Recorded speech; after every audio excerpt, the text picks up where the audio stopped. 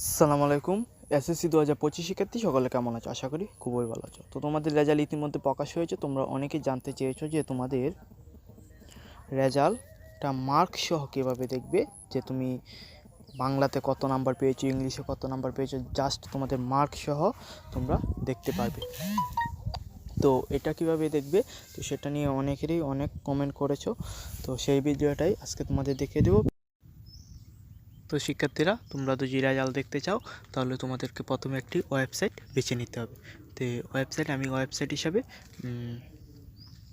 আমি প্রথমে একটা ব্রাউজার হিসেবে গুগলকে বেছে নিলাম। তারপর গুগলে ক্লিক করব। করতে হবে eboltresult.com। এটা হচ্ছে eBolt রেজাল্ট। তো 2 নম্বরে প্রথমটা হচ্ছে তোমাদের সাধারণত তোমরা যেভাবে রেজাল্ট দেখো এটা, তো এটা হচ্ছে নাম্বার সহ রেজাল্ট আসবে। সেখানে তোমাদের eboltresult.com লিখে সার্চ করতে হবে। তো eboltresult.com লিখে সার্চ করে এই ওয়েবসাইটে গিয়ে তোমাদের একটা ক্লিক করতে হবে। তো এই ওয়েবসাইট ক্লিক করার পরে তোমাদের সামনে এরকম একটা ইন্টারফেস আসবে, web based result publication system for education. তো তোমরা এখানে যাবা, গিয়ে নেম অফ এক্সাম এখানে তোমরা সিলেক্ট করবা এসএসসি। তারপর তোমরা সিলেক্ট করবা 2025। তো তোমরা তারপর বোর্ড সিলেক্ট করবা। আমি ঢাকা সিলেক্ট করে দিলাম।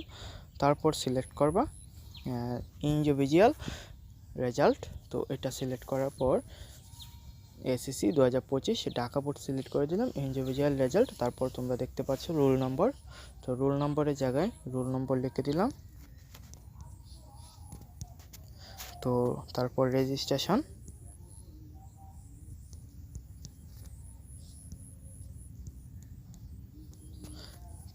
তো রেজিস্ট্রেশন নম্বর লেখাও হয়ে গেল।